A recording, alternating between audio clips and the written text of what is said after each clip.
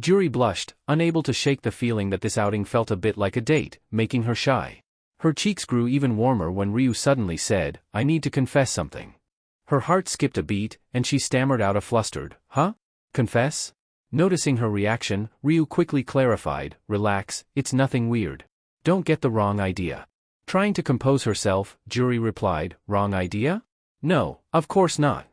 But inside, she felt like she wanted to disappear into the nearest hiding spot. Curiosity piqued, she asked, "So, what is it?" Ryu leaned back casually and admitted, "That story I told you before, about winning the lottery from a dream? That wasn't true." "Wait, really?" Juri asked, surprised. "Yeah," Ryu explained. "I actually knew the lottery numbers because of my rune of future. It's tied to my class as a seer." "A seer?" Juri repeated, genuinely impressed. "That's incredible. The rune of future sounds amazing." She smiled, appreciating that Ryu had shared such a personal secret with her. "Thanks for telling me. I know it's not easy to open up about stuff like that." Ryu shrugged and said, "Well, you did tell me you're a supporter. It's only fair." "Fair?" Juri thought to herself. Not exactly, since she hadn't revealed her own rune to him yet. But as the conversation went on, she wondered if now might be the right time to do so. Sensing her hesitation, Ryu reassured her. "It's fine. You don't have to tell me if you're not ready." Taking a deep breath, Juri decided to open up. "Actually, in the first round, I got the rune of protection," she confessed. "It creates protective barriers around me, one for each person within 10 meters. So, if there are 5 people, I'm surrounded by 5 barriers." She felt a weight lift from her shoulders after revealing her rune, finally feeling comfortable enough to share that part of herself. Curious about why Ryu had decided to reveal his rune so suddenly, Juri couldn't help but ask. He sighed and responded, "Keeping it a secret was weighing on me.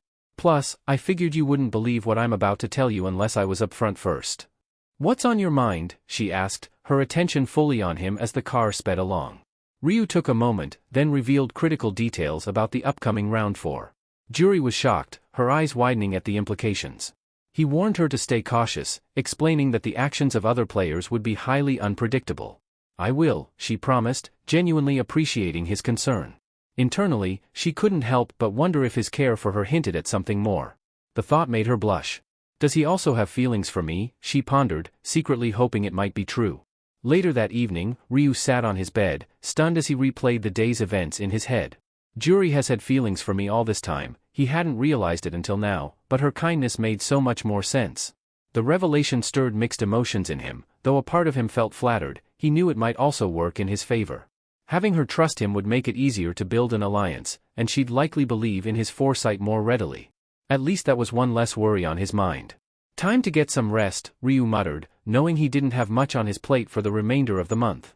Time passed quickly, much like someone disappearing without a trace. Before he knew it, it was March 31st, 11:55 p.m. Before his venture into the other world, he had made a crucial purchase, an epic item from the day's I-10 selection, the Shadow Gloves of Darkness. These epic gloves came with impressive stats, providing +5 agility and a semi-transparency feature for weapons, which only activated at night. The gloves had a durability of 1000, with a usage rank requiring regular players or above. Their description hinted at mysterious powers, claiming they could shroud their wearer in the darkness of night, rendering both the gloves and weapons nearly invisible. Combined with his Knight of Death skill, Ryu knew these gloves would be a powerful tool in the upcoming round. Suddenly, a knock interrupted his thoughts. It was one, standing at the door, ready to brief him. "Brother, it's time," one said, his voice edged with nervousness. "Do you think you can survive this one too?" Ryu shrugged, a calm confidence in his tone. "I'll know once I give it a shot." "You're a seer, aren't you?" One stammered, nervously glancing at Ryu. "You mentioned you had some intel on the 4th round." Ryu leaned back, his expression calm. "Knowing something and acting on it are two different things," he clarified, his tone steady but firm. One fidgeted, clearly uneasy. "But how can you be so calm about this?"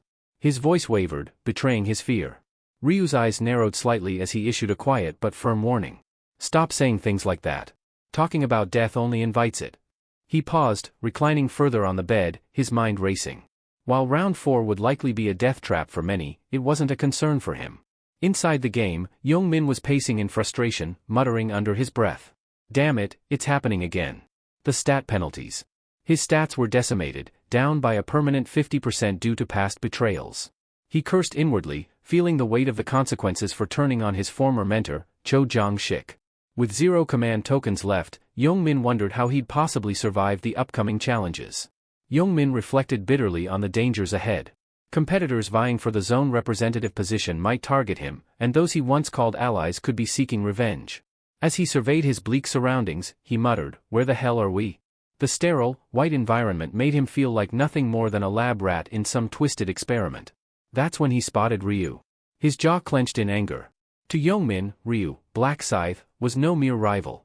He was a manipulator, a devil who had likely foreseen these events and pulled strings behind the scenes. Young-min was convinced that Black Scythe had orchestrated the destruction of the relic and had been suspiciously quick in taking down the proxy of divine punishment. His fists tightened at the thought, and he longed to be strong enough to wipe the smirk off Ryu's face. But he knew better. Frustration and anger aside, Young-min acknowledged he had no choice. If he wanted to survive, he had to accept the devil's hand. With reluctance, he approached Ryu. "Black Scythe," Young-min called out. Ryu turned toward him, unfazed. "What's on your mind?" Ryu asked, his tone casual, as if everything around them wasn't unraveling. Young-min's voice held a hint of desperation as he asked, "Our agreement from the last round, does it still stand?" Ryu raised an eyebrow, his expression unreadable. "What agreement?" he replied, feigning ignorance, though they both knew the truth. Unfazed by Young-min's persistence, Ryu met his plea with a cold smile. "I did promise protection if you became my subordinate, didn't I?" His smirk deepened, but there was no warmth behind it. "But that was then. Now, I have no need for someone like you." Young-min's heart sank as Ryu continued, his voice sharp and dismissive. "You don't have any command tokens left. Without those, what use is the title of zone representative? And with most players already locked into their classes, those tokens mean next to nothing now." He gave a mocking glance at Young-min, who could only listen in stunned silence. Ryu's smile grew more frigid. "You're nothing more than a walking target, Young-min." Young-min's face paled, the weight of Ryu's words crushing him. His chest tightened with dread as he darted his eyes around, expecting the judgmental gazes of other players to fall upon him. But to his surprise, no one seemed to notice. No accusing looks. No whispers. Ryu, seemingly amused by Young-min's unease, gave a reassuring smile, though it did little to ease the tension. "Relax. You're only a target in theory," he said smoothly. "In reality, no one's paying attention to you right now." Young-min, still confused, stammered, "Why aren't they? I thought—" Ryu cut him off, his tone now laced with the wisdom of experience. "The zone representative position isn't what it seems. People are beginning to realize that. The higher you climb, the harder you fall." He paused, his eyes narrowing. "The role paints a target on your back, and with players switching classes, those command tokens won't hold much value. The risk far outweighs the reward." A bead of sweat trickled down Young-min's temple as he absorbed Ryu's words. He couldn't deny the truth behind them. He would give up the command tokens in a heartbeat if it meant survival. Before he could dwell on the thought, something caught his attention. Erin and her bodyguard, both draped in regal armor that gleamed with authority and power, were approaching. Startled, Young-min wondered why they were coming toward Ryu and him. The sight of them only added to his confusion and fear. As Erin and her bodyguard approached, Ryu turned to greet them.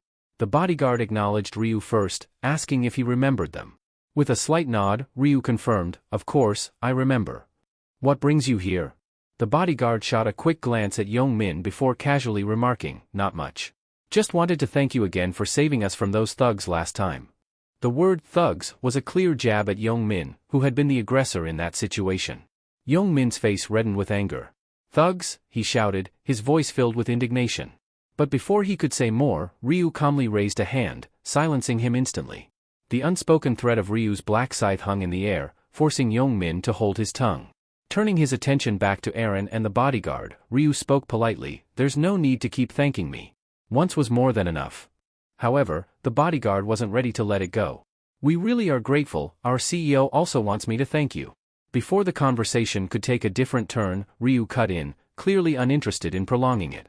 But before he could steer it away, Erin hesitantly pulled out a purple crystal, offering it to him as a token of their gratitude.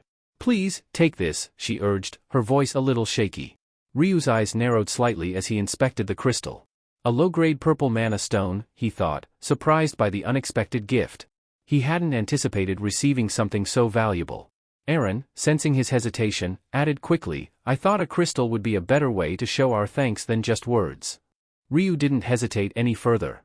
With a swift motion, he accepted the crystal, nodding in appreciation. "Thank you," he said sincerely. While turning the stone over in his hand, he couldn't help but think that there was no reason to refuse such a valuable item, especially when it was offered with genuine intent. Ryu Min casually thought that once he returned to the real world, he planned to experiment with the mana stone, aiming to craft a low-ranking one from it. Aaron, still looking nervous, silently wondered if Ryu genuinely appreciated the stone or if he was merely being polite, not wanting to hurt her feelings. Despite her doubts, she noticed that he didn't seem disappointed or dismissive of the seemingly insignificant stone, leaving her to question if his kindness was genuine. Inwardly, Ryu couldn't help but smirk, acknowledging that Aaron's ignorance of the stone's true value was to be expected. If she had known how valuable it truly was, there was no way she would have handed it over so easily. Standing nearby, Young-min eyed the crystal intently. In his mind, he revealed that he, too, possessed something similar. This revelation caught Ryu by surprise, his inner voice musing, "This guy has a mana stone too?" Young-min continued, unknowingly spilling more information as he mentioned that his stone was called the Black Diamond. Ryu's eyes flickered with interest at the mention. "Black Diamond," he repeated, startled. He explained aloud that a black diamond was an incredibly rare item, one that had only a slim chance of dropping after defeating a monster. Even more elusive than regular mana stones, obtaining one in this round was virtually impossible. It was clear Young-min had no idea just how precious the item he was carrying truly was. With a smirk, Ryu silently thought to himself, "Is this guy lucky, or just ridiculously unlucky to get caught with it in front of me?" Breaking the silence, Aaron's voice interrupted Ryu's thoughts. Black Scythe? "Do you need a protective barrier?" she asked hesitantly after seeing him stow the stone away in his inventory. Curious, Ryu raised an eyebrow. "Protective barrier?" Aaron nodded, explaining that she had recently switched to the summoner class and could summon a fairy that would cast a barrier around him if necessary. Ryu politely declined with a confident smile. "I appreciate the offer, but no thanks," he replied smoothly. "I don't think I'll need it. I will be fine." Aaron, feeling a slight twinge of disappointment, lowered her eyes and softly said, "Oh, I understand." She then bowed politely, adding, "We should get going now. I hope you do your best in this round." Ryu smiled in return and replied, "Thanks, you too." As Aaron and her bodyguard turned to leave, Ryu caught sight of Young-min trying to slip away as well. "Wait," he called out. Young-min hesitated, turning back. "What?" he asked. "You might want to think twice before leaving," Ryu cautioned. Puzzled, Young-min furrowed his brow. "What do you mean?" Ryu calmly reminded him, "You're a walking target. Just because no one's coming for you right now doesn't mean you're safe." Young-min frowned, unsure. "But no one's after me at the moment," he insisted. Ryu shook his head, explaining, "Maybe not right now, but there are still players out there, those who haven't chosen a class yet. They'll be looking for command tokens. And as the zone representative, you're an easy target for them." Young-min paused, considering Ryu's words. "Out of 1,000 players, who would really target me?" he asked, still skeptical. "If you want my help, I can make sure you stay out of their sights," Ryu offered. But before Young-min could even thank him, Ryu added with a sly grin, "Of course, it won't be free. Aaron paid with a mana stone. If you've got something similar, we can make a deal."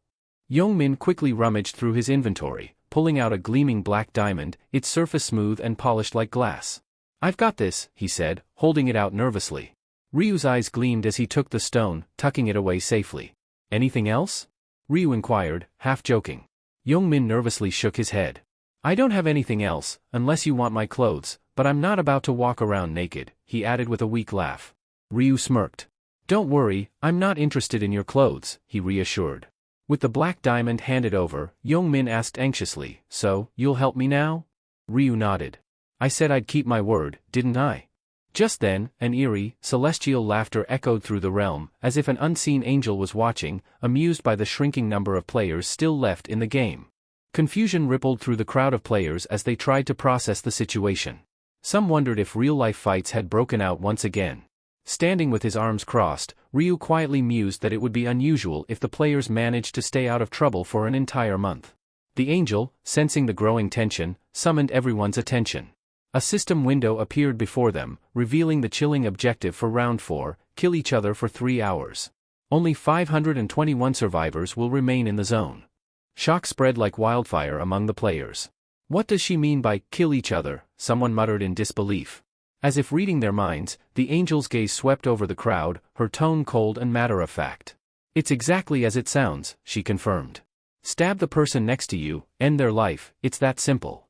Her blunt explanation struck like a blow. This round wasn't about battling monsters or facing external threats. It was about reducing the number of players, with one method: mutual slaughter. As panic set in, a flurry of questions erupted. No monsters this round, someone asked, confused. Another voice, tinged with fear, wondered aloud, how are we supposed to level up then? In the midst of the murmuring, one player speculated, maybe if each of us kills just one person, half of us could survive. With a playful smile, the angel raised a finger to her lips. That's a secret, she teased. It wouldn't be any fun if I just told you, right? Ryu watched her, his mind racing. Wouldn't be fun, he thought, echoing her words. He knew there was more to it. The angels weren't the masterminds behind this twisted game, they were merely the enforcers.